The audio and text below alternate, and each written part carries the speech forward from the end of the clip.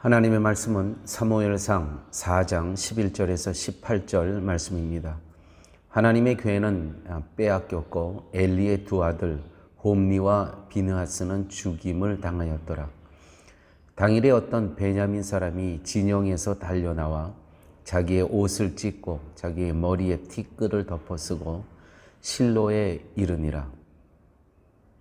그가 이를 때는 엘리가 길 옆 자기의 의자에 앉아 기다리며 그의 마음이 하나님의 괴로 말미암아 떨릴 즈음이라.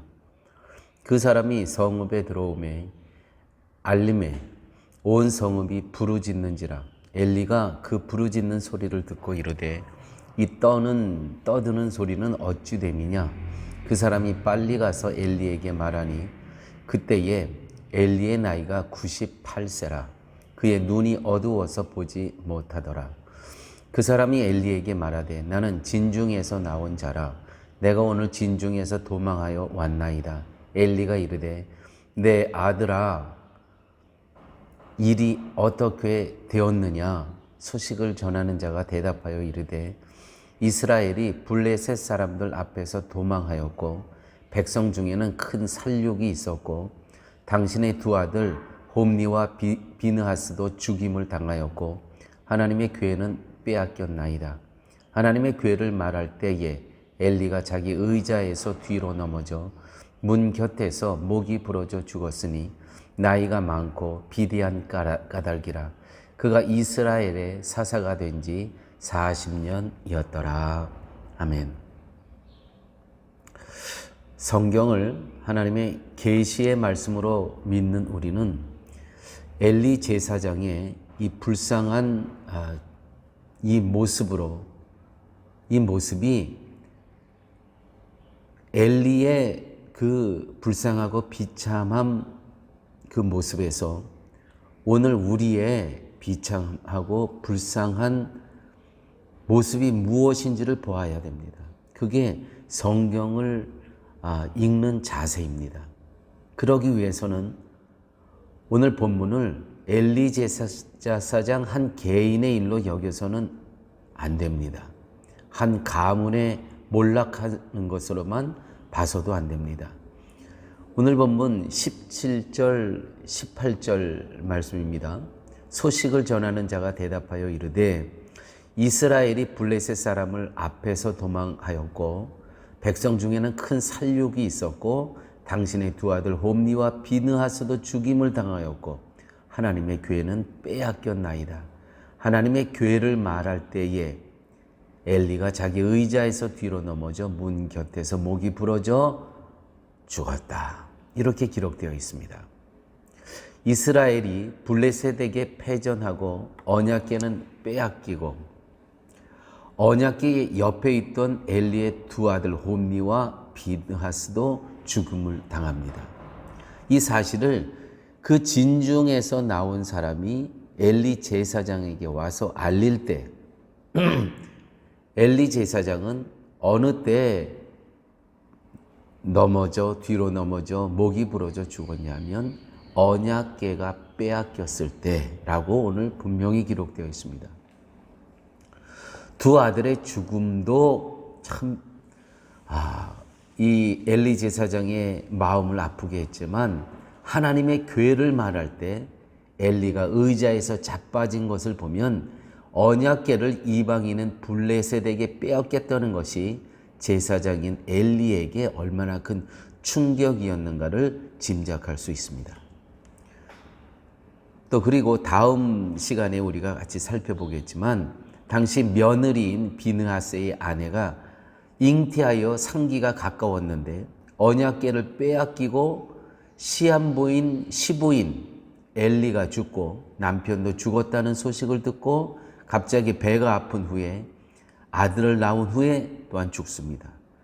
죽어갈 때 곁에 있던 여인들이 아들을 낳았다며 두려워 말라고 위로하였지만 그 말에는 대답하지 않고 영광이 이스라엘에게서 떠났다며 그 아이 이름을 이가봇 영광이 없다, 영광이 떠났다 라고 아들의 이름을 짓게 됩니다. 시부와 남편이 죽고 또 언약궤를 빼앗겼으므로 영광이 이스라엘에게서 떠나갔다는 것이죠. 이러한 엘리 가문의 이야기를 볼 때 참으로 불쌍하다 아니할 수 없습니다. 그러나 앞서 말씀드린 대로 이것은 엘리 제사장이라는 한 가문에 있었던 일화로 끝나서는 안 됩니다.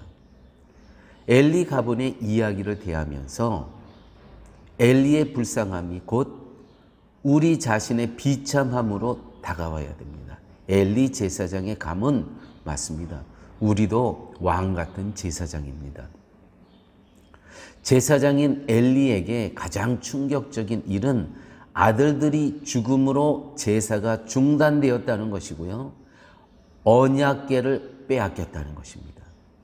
언약궤에 들어있던 내용물들을 보면 이스라엘의 죄가 들어있음을 우리는 지난 시간에도 우리는 살펴보았습니다. 언약궤는 우리가 늘 하나님을 배신하고 배반했던, 하나님께 불평했던 우리의 죄악된 모습이 그대로 다 들어있었습니다. 그 모습을 더 이상 볼 수 없다는 것이죠. 이제는 그 죄를 볼 수 있는 거울과 같은 그 언약궤 또한 하나님의 임재가 없다는 것이 이스라엘의 엘리 가문의 슬픔이었다는 것입니다. 이것을 성경은 영광이 떠났다고 하는 것입니다. 영광이 이스라엘을 떠났다. 사랑하는 여러분, 우리의 삶도 마찬가지 아니겠습니까? 예배가 떠나고, 왜냐하면 제사장의 두 아들과 엘리 제사장이 죽었다는 것은 제사가 더 이상 드릴 수 없다는 것입니다. 예배가 떠나고 나의 죄악된 모습을 더 이상 볼 수 없다면 영적으로 우리 가정은 끝났다고 보아야 합니다. 이것이 슬픔이 되어야 된다는 것이죠. 사랑하는 교회 여러분, 오늘 나와 나의 가정을 한번 보십시오. 혹시 예배가 떠나 있지는 않습니까? 혹시 나와 하나님과의 관계가 단절된, 그래서 나의 죄악을 보지 못하는 그러한 우리 가정과 나의 모습은 보여 있지 않습니까? 이것은 또한 교회를 보면서도 마찬가지입니다. 교회가 사람들은 모여 있지만 교회가 십자가를 보면서도 나의 죄악된 모습이 보여지지 않고 내가 회개할 수 없다면 이미 하나님의 영광은 떠났다는 것이죠. 출석한 교인의 숫자가 문제가 아니라 이 모여있는 사람들이 강대상 앞에 걸려있는 그 십자가를 보면서 내가 죽노라 하는 고백이 없다면 더 이상 하나님의 영광은 이 사랑의 교회의 예배 가운데 임재하지 않고 떠나셨다는 것이죠. 이것이 슬픔이 되어야 한다는 것입니다. 나와 나의 가정과 나의 교회를 돌아보시는 시간이 되시길 바랍니다. 아버지 하나님, 오늘 말씀 가운데 엘리 제사장이 두 아들의 죽음과 또 언약궤를 빼앗겼다는 이야기를 듣고 의자에서 떨어져 목이 부러져 죽었다는 그 영광이 떠난 그러한 모습을 저희들에게 들려주심을 아버지 하나님 감사합니다. 아버지 하나님, 우리도 십자가를 보면서 우리가 죄악이 드러나지 않고 회개할 수 없다면 정녕 우리에게도 하나님의 영광이 떠난 것이 아닌가를 살펴볼 수 있는 그러한 회개의 시간으로 저희들을 인도하여 주시옵소서. 모든 말씀 예수님 이름으로 기도드렸습니다. 아멘.